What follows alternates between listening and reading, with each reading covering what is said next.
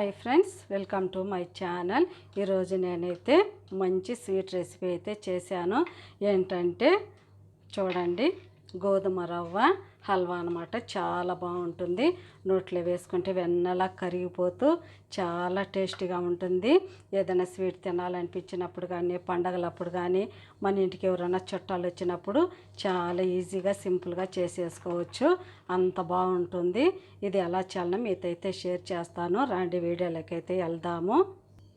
ఎలా చేయాలో మీతైతే షేర్ చేస్తాను. చాలా బాగుంటుంది. చూడండి ఎంత బాగుందో. హెల్తీగా బెల్లంతో మనం గోధుమ రవ్వ వేసుకొని ఈ విధంగా కనుక చేస్తే చాలా బాగుంటుందో. చూడండి ఎంత బాగుందో. రండి వీడియోలోకి అయితే వెళ్ళిపోదాం. మీతైతే షేర్ చేస్తాను. చూడండి ఎంత బాగుందో.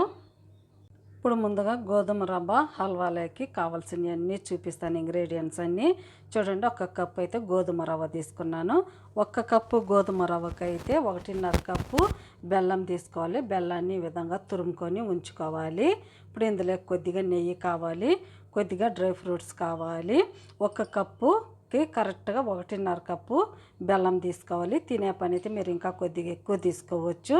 ఇప్పుడైతే ముందుగా మనం 1 కప్పు గోధుమ రవ్వకి 4 కప్పులు వాటర్ని మరిగించుకుందాం.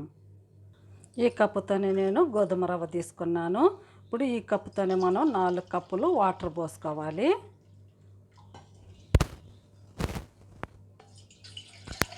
ఒక కప్పు ఇందులోకి వేసుకొని 4 కప్పులు కరెక్ట్గా వేసుకోవాలి. అప్పుడే బాగుంటుంది.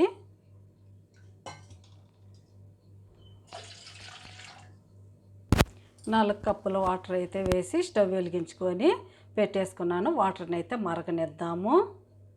ఇప్పుడు ఇంకొక పక్క స్టవ్ వెలిగించుకొని ఒక ప్యాన్ అయితే పెట్టేసాను. ఇప్పుడైతే మనం నెయ్యి వేసుకొని గోధుమ రవ్వని ఫ్రై చేసుకుందాం. ముందుగా ఒక 2 స్పూన్లు నెయ్యి వేసుకుందాము. నెయ్యి వేసుకొని మనం డ్రై ఫ్రూట్స్ని ఫ్రై చేసుకుందాం. నెయ్యి కొద్దిగా వేడైన తర్వాత మనం ఇందులోకి డ్రై ఫ్రూట్స్ అన్నీ వేసేసుకొని కొద్దిగా దోరలుగా ఫ్రై చేసుకోవాలి. లైట్గా ఫ్రై చేసుకుందాం. మరి ఎక్కువగా ఫ్రై చేసుకోకుండా ఒక 2-3 నిమిషాలకి ఇలా ఫ్రై చేసుకొని తీసుకోవాలి. కొద్దిగా ఫ్రై అవనిద్దాము. చూడండి ఈ విధంగా ఫ్రై అయితే సరిపోతుంది. చూడండి డ్రై ఫ్రూట్స్ అన్నీ తీసేసుకొని ఒక బౌల్లోకి వేసేసుకుందాము.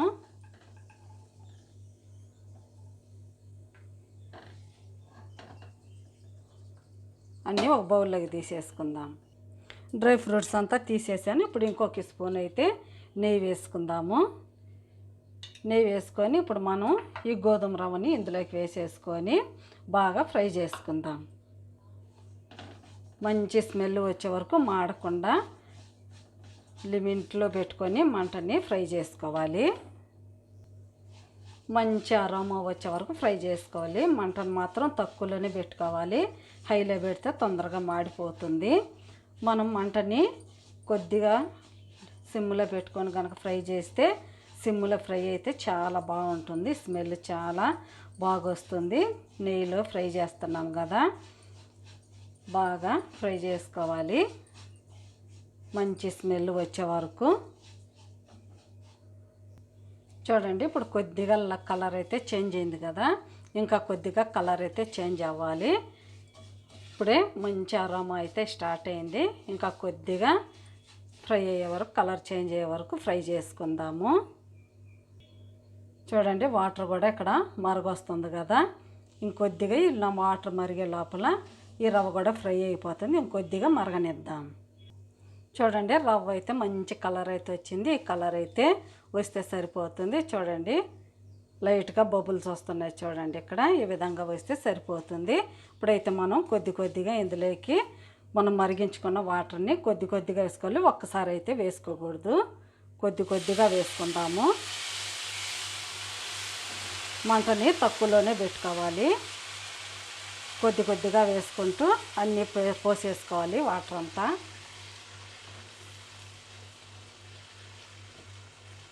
కొద్దిగా పోసే కొంది గట్టి పడిపోతుంది. చూడండి కొద్దిగా పోద్దాము.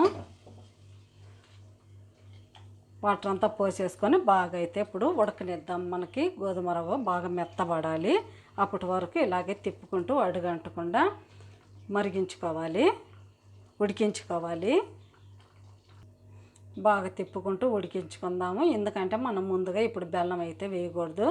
మనకు బాగా రవ్వ ఉడికిన తర్వాత, మెత్తబడిన తర్వాత బెల్లం వేసుకోవాలి. ముందుగా మనం బెల్లం కనుక వేస్తే రవ్వ అయితే అస్సలు ఉడకదు, గట్టిగానే ఉండిపోతుంది. అందుకని మనం ఈ నీరంతా ఇంకిపోయి మనకి బాగా దగ్గర పడిన తర్వాత బెల్లం వేసుకుందాం. అప్పటి వరకు ఉడికించుకుందాం. ఇప్పుడైతే మూత పెట్టేస్తున్నాను. మూత పెట్టేసుకొని సిమ్లోనే ఉడికించుకుందాం. ఒకసారి మూత తీసి చూద్దాము. చూడండి, ఇప్పుడు కొద్దిగా గట్టి పడింది కదా. మధ్య మధ్యలో ఇలా మూత తీసుకుంటూ తిప్పుకుంటూ ఉడికించుకోవాలి. ఇంకా అయితే ఉడకలేదు. మనం పోసిన నీరంతా ఇంకిపోవాలి, వాటర్ అంతా ఇనిగిపోయి మనకి దగ్గర పడాలి, హల్వా టేచర్లో రావాలి. అప్పటి వరకు మనము ఇలాగే మధ్య మధ్యలో తిప్పుకుంటూ ఉడికించుకోవాలి. మళ్ళీ అయితే మూత పెట్టేద్దాం. ఇప్పుడు ఇంకోసారి మూత తీసి చూద్దాము. చూడండి, అంత బాగా ఉడికిపోయింది. ఈ విధంగా అయితే రావాలి. మనకి ఇలా పట్టుకొని చూస్తే తెలిసిపోతుంది. చూడండి, ఇప్పుడు చూపిస్తాను. ఇలా మెత్తబడిపోవాలి. చూడండి, ఇలా నలిపితే మెత్తబడిపోవాలి మనకి. ఇప్పుడైతే మనం ఇందులోకి తురిమి పెట్టుకున్న బెల్లం అంతా ఇందులోకి వేసేసుకోవాలి. ఎందుకంటే ముందాడే మనం బెల్లం వేస్తే కరగదు కాబట్టి ఉడకదు రవ్వ. అందుకని మనం ఇప్పుడు వేసుకోవాలి బెల్లాన్ని. ఇప్పుడు ఈ బెల్లం అంతా బాగా రవ్వలో కలిసిపోయి బాగా మనకి హల్వాలాగా దగ్గర పడే వరకు ఉడికించుకోవాలి. మంటను మాత్రం తక్కువలోనే పెట్టుకోవాలి. మీరు బెల్లం ప్లేస్లో షుగర్ అయినా వేసుకోవచ్చు, లేకపోతే సగం బెల్లం సగం షుగర్ అయినా వేసుకొని చేసుకోవచ్చు. బెల్లంతో చేస్తే చాలా బాగుంటుంది. బెల్లము గోధుమ రవ్వ హెల్త్కి చాలా మంచిది కాబట్టి నేను బెల్లము గోధుమ రవ్వతో చేస్తున్నాను. సరే, ఇప్పుడైతే బాగా ఇంకా ఉడకనిద్దాము. ఈ బెల్లం అంతా బాగా ఇందులోకి కలిసిపోయేటట్టు దగ్గర పడే వరకు సిమ్లోనే పెట్టుకొని బాగా ఉడికించుకుందాం. చూడండి, బెల్లం అయితే బాగా కరిగిపోయింది. ఇంకా బాగా తిక్కుగా రావాలి. మనం బెల్లం వేయంగానే కొద్దిగా లూజ్ అవుతుంది. అయినా తర్వాత బాగా ఉడికిన తర్వాత మనకి గట్టి పడిపోతుంది. బాగా ఇలాగే మనకి గట్టి పడే వరకు ఇలాగే తిప్పుకుంటూ ఉడికించుకోవాలి. ఒక 5 మినిట్స్కే ఉడికిపోతుంది, దగ్గర పడిపోతుంది. ఇలాగే తిప్పుకుంటూ ఉడికించుకుందాం. ఇంకోసారి మూత తెచ్చేద్దాము. చూడండి, అంత బాగా చిక్కబడిపోయిందో. ఇంకా కొద్దిగా దగ్గర పడాలి. ఇప్పుడైతే మనం ఇందులో కొద్దిగా యాలకుల పొడి వేసుకుందాం, 1 స్పూను. ఇంకొక స్పూన్ నెయ్యి వేసుకుందాం. మీరు తినేదాన్ని బట్టి వేసుకోండి. ఇంకొక స్పూన్ నెయ్యి అయితే వేసుకుందాం. నెయ్యి వేయడం వల్ల చాలా టేస్ట్గా ఉంటుంది హల్వా. ఒకసారి నెయ్యి అంతా బాగా కలిసే వరకు ఇలాగే తిప్పుకుంటూ ఉడికించుకోవాలి. ఇంకొక 2-3 నిమిషాలకే మనకి ఇంకా తిక్కుగా వచ్చేస్తుంది. అప్పటి వరకు ఈ నెయ్యి అంతా బాగా ఈ హల్వాకి పట్టే వరకు బాగా ఇలా తిప్పుతూ ఉడికించుకోవాలి. చూడండి, అంత బాగా దగ్గర పడిపోయింది. ఇంకొద్దిగా దగ్గర పడే వరకు ఉడికించుకుందాం. చూడండి, ఇప్పుడు బాగా అయితే తిక్కుబడిపోయింది. మంచి స్మెల్ అయితే వస్తుంది. మళ్ళీ మనం యాలక్కల పొడి నెయ్యి వేసాం కదా, చాలా బాగా మంచి స్మెల్ అయితే వస్తుంది. ఈ విధంగా చిక్కబడిపోవాలి. చూడండి, ప్యాన్కి అంటుకోకుండా ఈ విధంగా రిలీజ్ అయిపోవాలి. అప్పుడు మనకు పర్ఫెక్ట్గా రెడీ అయిపోయింది అనేది తెలిసిపోతుంది. ఇప్పుడైతే మనం స్టవ్ కట్టేసేసుకొని సర్వింగ్ బౌల్లోకి అయితే తీసేసుకుందాము. చూడండి, పర్ఫెక్ట్గా ఇలా ఉండాలి. ఇంకెంతకంటే మళ్ళీ ఎక్కువైతే బాయిల్ అవ్వకూడదు. ఇప్పుడైతే మనం స్టవ్ కట్టేసేసుకొని సర్వింగ్ బౌల్లోకి తీసేసుకుందాం. చూడండి, ఇప్పుడైతే నేను పక్కన దించి పెట్టేసుకున్నాను. ఎంత పర్ఫెక్ట్గా ఎంత బాగా వచ్చిందో. ఇప్పుడైతే మనం ఒక చిన్న బౌల్ తీసుకొని ఇలాంటి ఒక చిన్న బౌల్ తీసుకొని మనం డ్రై ఫ్రూట్స్ ఫ్రై చేసుకున్నాం కదా, ఒక్కొక్కటి ఇలా ఉంచుకోవాలి. జీడిపప్పుని ఇలా గార్నిషింగ్ చేసుకుందాము. మనం ఎలా పెడితే అలాగే ఉంటాయి. చూడండి, డ్రై ఫ్రూట్స్ ఉన్నాయి కదా, ఇవన్నీ ఇలా వేసుకోవాలి. వేసుకొని ఇప్పుడు మనం కొద్దిగా హల్వా తీసుకొని కొద్దిగా తీసుకొని ఇందులోకి వేసేసుకోవాలి. అలాగైనా తినేయచ్చు. ఎవరన్నా మనకి ఇంటికి చుట్టాలు వచ్చినప్పుడు ఈ విధంగా చేసుకొని కనుక వేస్తే చాలా బాగుంటుంది. చూడడానికి కూడా చాలా బాగుంటుంది. ఈ విధంగా వేసుకొని ప్లేట్లోకి అయితే వేసేసుకుందాం.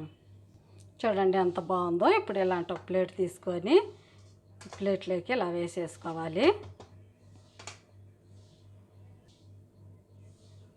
చాలా వేడిగా ఉంది. చూడండి ఎంత బాగుందో.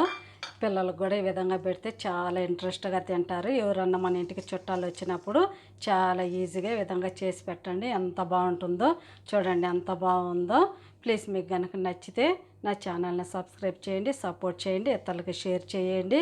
బాయ్. మళ్ళీ ఇంకొక వీడియోలో అయితే కలుద్దాం. మీకు ఎలా అనిపించిందో నాకైతే కామెంట్లో తెలపండి. Bye. Thank you for watching.